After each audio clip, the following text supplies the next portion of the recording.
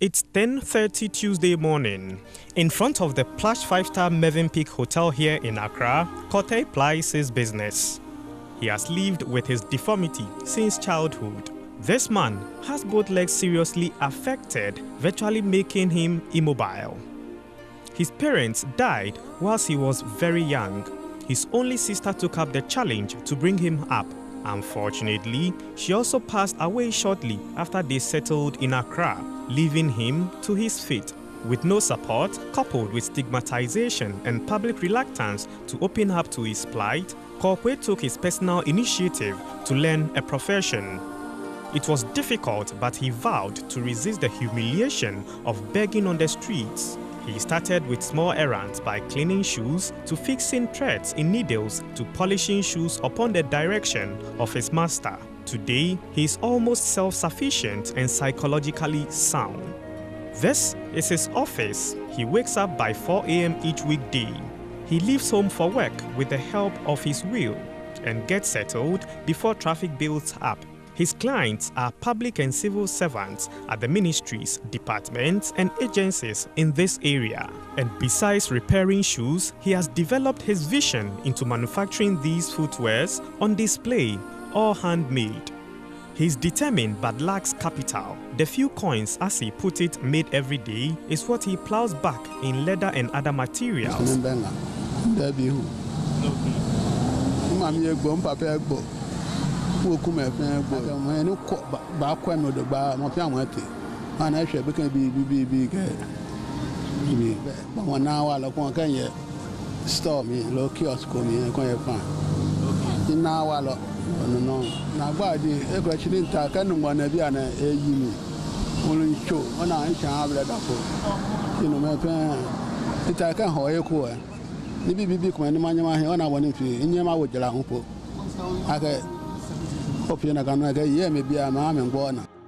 And luckily for him, many are sympathetic and offer him encouragement by patronizing his work.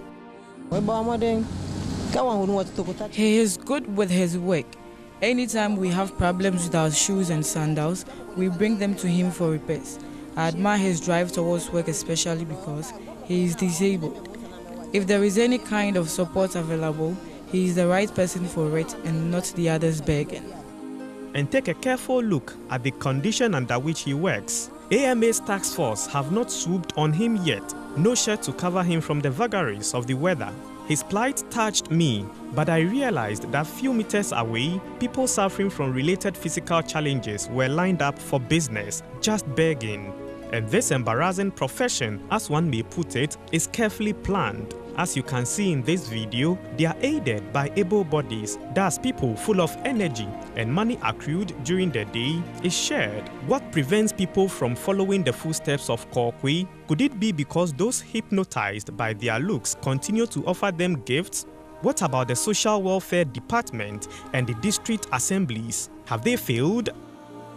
If the government wants to do something, it should build a lot of infrastructure for us. We go to ministries and we have 4 or 5-story buildings and we don't have a place for disabled people. We don't think about the future. That's one of our problems. So basic infrastructure should be made for them. That 2%, it will never make a change. But when you give me a good school to attend, when you give me a good hospital attention, when after employment, you see now there's no employment, you create a special aid for those people. They can feel motivated. District assemblies common fund, a section of it is allotted to take care of those people living with disabilities, but we still see them on the streets and all those things, and you wonder if whether they know of those things, or when they go in search for those monies, they get them. I think help is not really reaching them. One of the problems that persons with disability face is that even decisions that concern them, they are not involved, they are not consulted. People just take the decision and they think that, oh, we think that we can do this for them, but they don't want that. In fact, if it is about them, the decision should be taken by them. So their involvement is very important. We have information that in some other districts, some few districts, they are not abiding by the guidelines and they are just using the money anyhow. So we are looking at that. It's 10:57 p.m. and I am at the Tema Station Total Filling Station. where I'm hoping to meet Mr. Kortei as he prepares to sleep. Join me to explore his situation at night. Kortei sleeps on this open premises of the Tema Station Total Filling Station because his place of abode was part of structures demolished by the Accra Metropolitan Assembly recently at Mensa Guinea. What he's desperately appealing for is support to build a small shop and purchase shoemaking tools to enhance his business and his own life.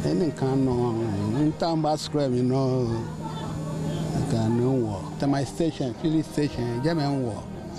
Nana, can one lunch, Bencano, Morinchon, one ane, Becotumo, no, maybe Walmo, Amokobanya Wami, so bad. The guidelines for the disbursement and management of the District Assembly Common Fund clearly spells out information of circulation, establishment of district coordinators, and shall, among other things, ensure the vetting of applications, monitor and supervise the utilization of funds. This is no doubt that the MMDAs are doing their work, but how effective is it, and does the criteria capture those marginalized? You see, the 2% is not to be used for the General Assembly activities. I know that all the districts have been instructed not to touch that money. If they are touching it, then they are using it for the purpose for which it was which was allocated. So anything beside that that is concerning the needs of persons with disability, it's unacceptable. So the story in the paper is rather unfortunate, but we know some of these things are going on. Some of the assemblies are not taking disability issues very serious. Kortei's action is certainly worth emulating, and I have now developed a better appreciation of those who strive hard to stay afloat their predicaments. The clouds have gathered, indicating that the rains may fall any moment from now. I'm about leaving here, and I know that I have at least a home where I can take cover from this harsh weather. But for Mr. Kortei, I wonder where he is also going to take his cover from the rain. As he says, God is his king, but you may, for now, be the king of his life. I hope you have watched and would step in promptly to assist him. But until we hear from you, this is Gabriel Obodai Torgbor-Ashong reporting.